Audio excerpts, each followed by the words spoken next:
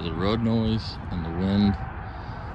But anyways, from the title, you can tell we're gonna be working on the square body Cummins today.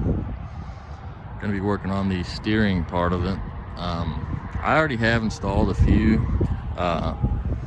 upgrades to this truck. I have the Skyjacker dual stabilizer, and I have off-road designs crossover steering. I'll give you a little rundown on the crossover steering when I get it pulled in the shop. But basically, I want to put a sway bar back on this truck, and the stock sway bar from the square body will not work with the off-road design crossover steering. So off-road design has come out with their own sway bar which works with the crossover steering. So we're gonna be putting that on today, be giving you a little rundown on that, how that goes together. And basically, yeah, that's about it. I don't really have much updates for this thing, haven't done much to it. Since the swap, I haven't had really any problems with this truck. I drive it quite a bit. I do have new wheels for it. I have some 16-inch wide wheels I got built for this truck, so definitely gonna be showing those off in the future. They're not done yet, need to get them polished, but they are in the works. But anyways, yeah, I'm up here in my work today. Twin spring outboards. I'll leave a link in the description if you guys are interested in anything like this. We mainly build custom jet boats. This is our own line of boats. This is a Delta Jet FST 2060. Fully decked out, custom interior. And the interior is rhino lined. All this is custom built. We get these in basically as a bare hull. I'm gonna walk over and show you a bare hull, but this is one almost finished, waiting on the motor for it. It's a center console boat. It's going up to Pennsylvania. So it's pretty decked out. Here's another one we got. It's one set up for cruising. It's a 1756 South Fork, 225 on it. This would be a pretty fun little cruiser. But anyways, yeah, that's a little insight on what I do day to day. So if you guys are interested in seeing anything like this, let me know. But we're gonna get the truck pulled in and we're gonna get going on it.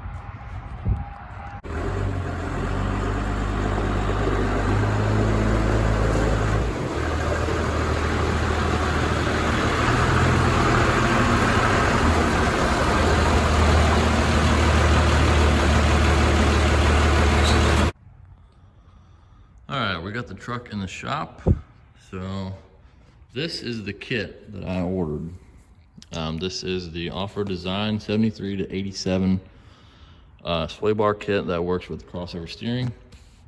This is what you're gonna get in the kit. Now I have the non-disc connectable version, which just gives you these two little joints here. They also offer a disconnectable version if you do a lot of trail riding, stuff like that. This screws into your spring perch on the top of the axle. You'll bolt that in, and then the links go here. On the disconnectable version, this is removable, and this has like a little pin on it where you just pop that off and slide it off. So yeah, also I had to buy these. These are not included with the kit. These are the mounts for the sway bar. This is what bolts to the frame. Little disclaimer, this is bigger than the original stock sway bar on mine. Mine was 1 1/8 inch. I believe this is 1 3/16 inch. So just a heads up there when you go to do that. Might not work with your factory ones. It might. I'm not sure if there's any difference in the stock sway bar diameters, but also this is a Dodge Dana 60. Okay, so if you're doing this on a Chevy Dana 60, if you already have a K30 with a Kingpin 60 in it, you probably already have the spring perches needed for this, which are right here. Let me get a light here for you guys. There's your spring perch. If you have a Chevy axle, you probably already have the cast perch that has the 3/4 tin threaded inserts for it, so you probably don't need to change those, but I had to get different ones. As you can see, these do not have any mounts for a Chevy sway bar. They have one for a Dodge sway bar right there. But I had to buy these. Now these is something Offroad Design also offers. They offer the flat plate here, but they do not offer this welded, so you have to weld this yourself. This is a 3/4 tin bung that I welded on top of this.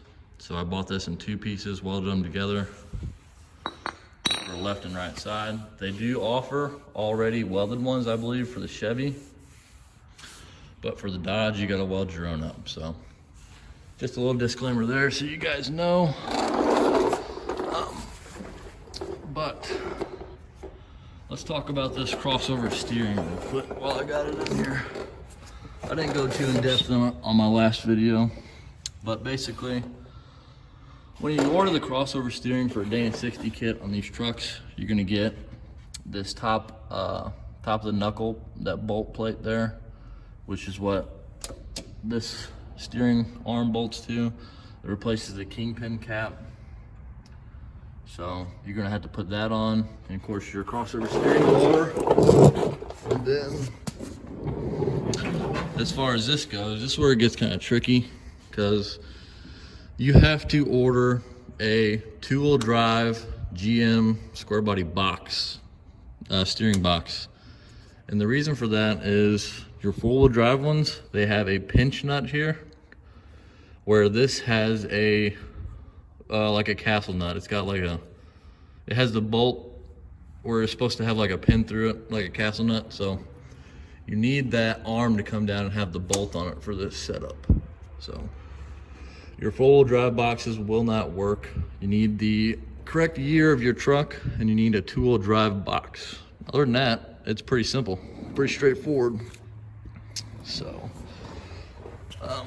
also this, I believe they give you a replacement cap over here on this driver's side. I just didn't want to take mine off, so this is the factory Dodge steering arm cap. I just left it on. So I'm gonna get started replacing these spring Perches, which is just 4 bolts there and 4 bolts on this side. Sorry for my camera abilities, they're not the best. So once I get these spring Perches on, those guys right there, we'll get going, starting to put this sway bar on. I'll be back in a minute. All right, little update for you guys. I have the spring pads bolted on. I have the new pins bolted on for the sway bar. Now I did put some Loctite in there. It doesn't call for it, but I wanted to, being that's gonna have a lot of stress on that pin. Kind of use your own judgment there. And I seized the bolts back up. Do yourself a favor, or the next guy a favor. Use anti-seize. So that side's done. This side is done. I did have to cut this steering arm off on top of this kingpin plate. There's gonna be some Dodge guys that cuss me about that, but I am not using the factory Dodge steering, so don't need it. So got rid of it. Right there it is. This side's done. Loctite and anti-seized up, ready to go. So the next part we're getting ready to do is install the sway bar. So I took and put me a center mark here, and I measured out 18 inches, which is the span from where these bolt to. This is centered up. It's not gonna be perfect, but went ahead and greased these up, so once I get it bolted in there, I can play around with it. All that needs to be done to this is it needs to be centered up. The instructions say it's supposed to be centered, but if it's off ½ inch or an inch on one side, if you need to accommodate for wherever, it's not a big deal. But I'm gonna go ahead and try to center mine up. The way I got this measurement, took a square, squared it up, pulled the tape from the back end, and measured over to there, and that's how I got my center. So that's ready to go in. I'm gonna get that bolted in. I wish I could set the camera up and show you guys, but I really can't. I don't have the right stuff to be setting this up, and it's pretty common sense. So I'm gonna get that bolted up. I'll show you where it bolts to. bolts to right here. Factory sway bar locations, there and there.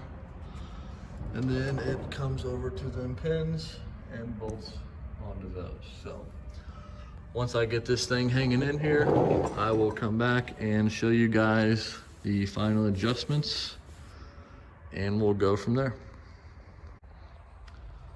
All right, so the sway bar is installed. Got it all bolted up in there. It's not tight yet, it's loose because I was making some final adjustments on it. But it's pretty well centered down. I have it about a 1/4 inch offset on the other side. But basically this is how they tell you how to align it. Basically measure to the center of it over there. And then come around on this side. And do the same thing, measure there. So like I said, I have it offset a little bit to this side, but the biggest thing they want you to check for, I guess, is a clearance between this steering arm here. So you can see on this side, it's pretty good as far as clearance goes.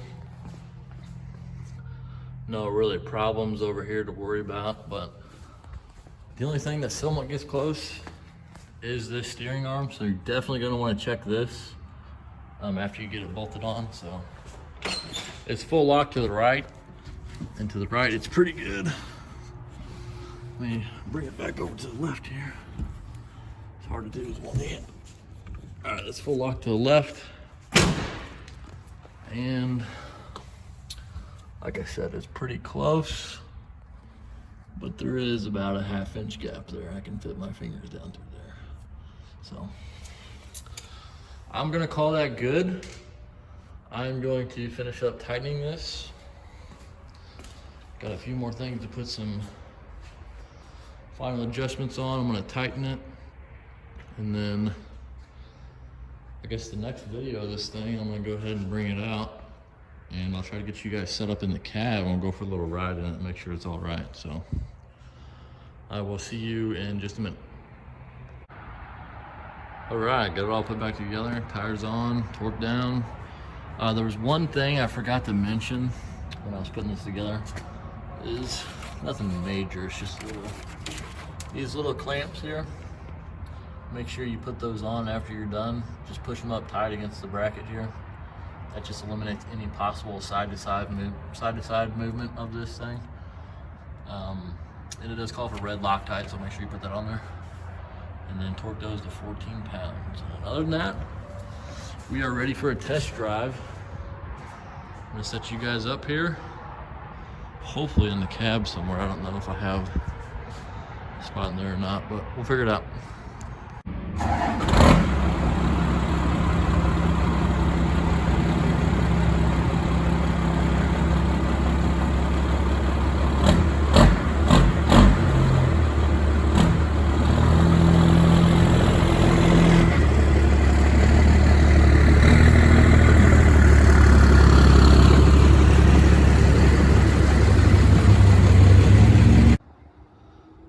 Okay, I just got home, get a little test drive.